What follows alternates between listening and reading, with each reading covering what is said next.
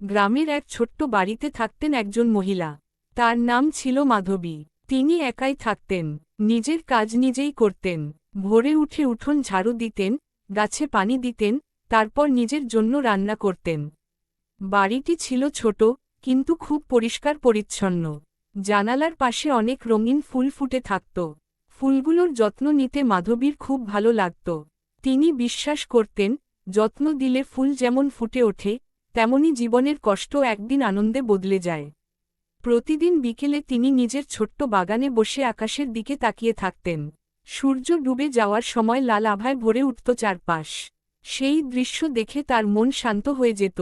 একদিন সকালে বাগানে কাজ করার সময় তিনি মাটির নিচে একটি পুরনো কাঠের বাক্স দেখতে পেলেন। বাক্সটি ধুলোয় ঢাকা ছিল। কৌতূহল নিয়ে তিনি সেটি তুলে ঘরে নিয়ে এলেন।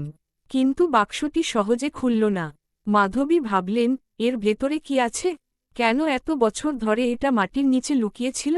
এই প্রশ্নের উত্তর জানার জন্য তিনি বাক্সটি ভালোভাবে পরিষ্কার করতে শুরু করলেন। সারারাত ধরে মাধবীর মনে শুধু সেই কাঠের বাক্সের কথাই ঘুরছিল। ভোরে ঘুম থেকে উঠে তিনি আবার বাক্সটি হাতে নিলেন। ধুলো মুছে ভালো করে দেখতেই বুঝলেন, বাক্সের গায়ে খুব সুন্দর কারুকাজ করা আছে। অনেক বছর পুরনো হলেও সেটি বেশ মজবুত ছিল। অনেক চেষ্টা করার পর অবশেষে বাক্সটির ঢাকনা খুলে গেল। ভেতরে সোনার রূপা ছিল না। ছিল একটি পুরনো ডায়েরি, একটি ছোট পিতলের চাবি এবং একটি হলদে রঙের কাগজ। কাগজে কয়েকটি অস্পষ্ট লেখা ছিল। মাধবী ধীরে ধীরে লেখাগুলো পড়ার চেষ্টা করলেন। সেখানে লেখা ছিল, যে এই বাক্সটি খুঁজে পাবে, সে সত্যের পথে এগিয়ে যাবে। চাবিটি তোমাকে পরের দরজার সন্ধান দেবে। লেখাটি পড়ে মাধবীর মনে কৌতূহল আরও বেড়ে গেল। এই চাবি কোন দরজার, আর সেই দরজা কোথায়? তিনি ডায়েরির প্রথম পাতা খুললেন। সেখানে শুধু একটি তারিখ আর একটি বাক্য লেখা ছিল, যাত্রা শুরু হলো আজ। মাধবী বুঝতে পারলেন, তার জীবনে এক নতুন রহস্যের শুরু হয়েছে।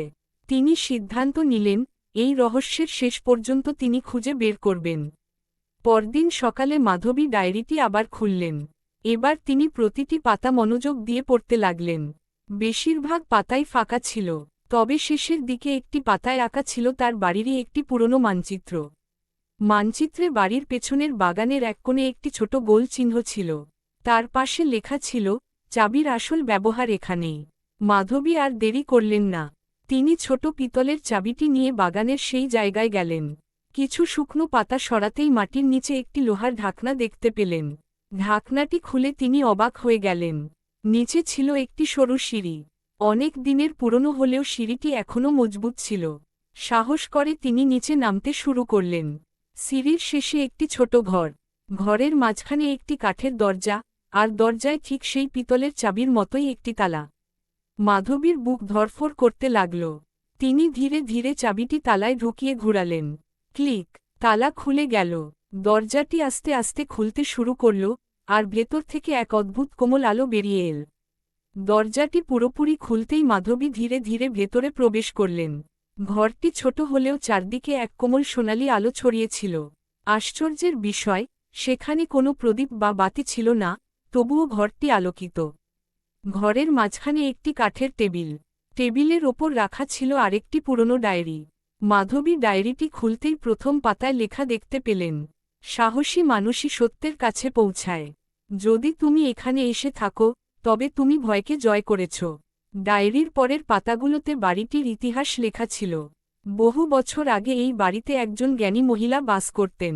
তিনি মানুষের উপকার করতেন এবং নিজের অভিজ্ঞতা লিখে রেখে গিয়েছিলেন, যাতে ভবিষ্যতে কেউ সেই শিক্ষা থেকে নতুন পথ খুঁজে পায়। মাধবী মন দিয়ে সব পড়তে লাগলেন। প্রতিটি পাতায় ছিল জীবনের মূল্যবান শিক্ষা, পরিশ্রম, সততা, ধৈর্য আর আশার কথা। ডায়েরির একেবারে শেষ পাতায় লেখা ছিল, আসল ধন কখনো সোনা রূপা নয়। মানুষের জ্ঞান, সাহস আর ভালো কাজই তার সবচেয়ে বড় সম্পদ। লেখাগুলো পড়ে মাধবীর চোখে আনন্দের ঝিলিক ফুটে উঠল। তিনি বুঝতে পারলেন, এই রহস্যময় যাত্রার আসল উদ্দেশ্য ছিল জীবনের মূল্যবান শিক্ষা খুঁজে পাওয়া। তবে ঘরের এক কোণে তখনও একটি ছোট কাঠের সিন্দুক বন্ধ অবস্থায় পড়েছিল। মাধবীর চোখ এবার ঘরের কোণে রাখা ছোট কাঠের সিন্দুকটির দিকে গেল। সিন্দুকটি পুরনো হলেও খুব যত্নে রাখা ছিল। এর ঢাকনার ওপর খোদাই করা ছিল একটি বাক্য, যে হৃদয় দিয়ে দেখে, সেই সত্যিকারের সম্পদ খুঁজে পায়। মাধবী ধীরে ধীরে সিন্দুকটি খুললেন। ভেতরে সোনা, রূপা বা কোনো দামি গয়না ছিল না। ছিল কয়েকটি হাতে লেখা চিঠি, কিছু শুকনো ফুল এবং একটি ছোট কাপড়ের থলি। থলির ভেতরে ছিল নানা ধরনের ফুলের বীজ। সঙ্গে একটি চিঠিতে লেখা ছিল, এই বীজগুলো শুধু মাটিতে নয়, মানুষের মনেও আশা বুনতে পারে। এগুলো রোপণ করো, যত্ন নাও, আর মনে রেখো, ভালোবাসা ও পরিশ্রমের ফলই সবচেয়ে সুন্দর। চিঠিটি পড়ে মাধবীর মন ভরে গেল। তিনি সিন্দুকটি নিয়ে বাড়ির উঠোনে ফিরে এলেন। পরদিন থেকেই তিনি বীজগুলো রোপণ করতে শুরু করলেন। প্রতিদিন যত্ন নিতেন, পানি দিতেন, আগাছা পরিষ্কার করতেন। কয়েক সপ্তাহ পরে ছোট ছোট চারা গজিয়ে উঠল। ধীরে ধীরে সেই বাগান রঙিন ফুলে ভরে গেল। প্রতিদিন সকালে সেই ফুল দেখে মাধবীর মুখে হাসি ফুটে উঠত। তিনি বুঝলেন, জীবনের সবচেয়ে বড় সম্পদ হল জ্ঞান, ধৈর্য, পরিশ্রম এবং আশা। সেদিন থেকে তার ছোট্ট বাড়ি শুধু একটি বাড়ি নয়, শান্তি আর সৌন্দর্যের এক সুন্দর আশ্রয়ে পরিণত হল। ফুলের বাগানটি দিন দিন আরও সুন্দর হয়ে উঠল। প্রতিটি সকাল মাধবীর কাছে নতুন আনন্দ নিয়ে আসত। তিনি বাগানের প্রতিটি গাছের যত্ন নিতেন, আর নিজের ডায়েরিতে প্রতিদিনের অভিজ্ঞতা লিখে রাখতেন। একদিন ভোরে তিনি দেখলেন, বাগানের মাঝখানে একটি নতুন ফুল ফুটেছে। আগে তিনি এমন ফুল কখনো দেখেননি। ফুলটি সূর্যের আলো পড়তেই হালকা সোনালি আভায় ঝলমল করতে লাগল। ফুলটির পাশে একটি ছোট কাগজ পড়েছিল। সেখানে লেখা ছিল, যে ভালোবাসা দিয়ে পৃথিবীকে সাজায়, তার জন্য প্রতিটি দিনই একটি নতুন সূচনা। লেখাটি পড়ে মাধবীর মুখে মিষ্টি হাসি ফুটে উঠল। তিনি বুঝলেন, জীবনের রহস্য খুঁজে পাওয়া শেষ নয়, প্রতিটি নতুন দিনই নতুন শিক্ষা আর নতুন আশার শুরু। সেদিন থেকে তিনি প্রতিটি সকালকে নতুন স্বপ্ন নিয়ে স্বাগত জানাতে লাগলেন। তার ছোট্ট বাড়ি আর রঙিন বাগান যেন সুখ, শান্তি আর আশার প্রতীক হয়ে উঠল। পরদিন ভোরে মাধবী ঘুম থেকে উঠে বাগানে গেলেন। রাতের শিশিরে ভেজা ফুলগুলো আরও সুন্দর লাগছিল। তিনি প্রতিটি গাছের যত্ন নিতে নিতে লক্ষ্য করলেন, নতুন চারা গাছও গজাতে শুরু করেছে। তিনি নিজের ডায়েরিতে লিখলেন, একটি ছোট্ট ভালো কাজও একদিন বড় সুখের কারণ হয়ে ওঠে। এরপর তিনি বাগানের এক কোণে একটি ছোট কাঠের বেঞ্চ বানালেন। প্রতিদিন বিকেলে সেখানে বসে তিনি বই পড়তেন, প্রকৃতির সৌন্দর্য উপভোগ করতেন এবং নিজের নতুন নতুন ভাবনা লিখে রাখতেন। একদিন সন্ধ্যায় আকাশে রঙিন সূর্যাস্ত দেখে তার মনে হল, জীবনের প্রতিটি দিনই যেন একটি নতুন গল্প। সুখ দুঃখ, আশা নিরাশা, সবকিছু মিলিয়েই জীবন সুন্দর। মাধবী মনে মনে প্রতিজ্ঞা করলেন, তিনি সব সময় পরিশ্রম, ধৈর্য আর সততার পথেই চলবেন। তার ছোট্ট বাড়ি, রঙিন ফুলের বাগান আর শান্ত জীবনী হয়ে উঠল তার সবচেয়ে বড় আনন্দ। রাত নামলে তিনি আকাশের অসংখ্য তারার দিকে তাকিয়ে মৃদু হেসে বললেন, নতুন সকাল মানেই নতুন আশা। ভোরের প্রথম সূর্যের আলো জানালার ফাঁক দিয়ে ঘরে ঢুকতেই মাধবীর ঘুম ভাঙল। প্রতিদিনের মতো তিনি বাগানে গেলেন। কিন্তু সেদিন তার চোখে পড়ল এক আশ্চর্য দৃশ্য, বাগানের মাঝখানে ফুটে থাকা সোনালি ফুলটি আগের চেয়ে আরও উজ্জ্বল হয়ে উঠেছে।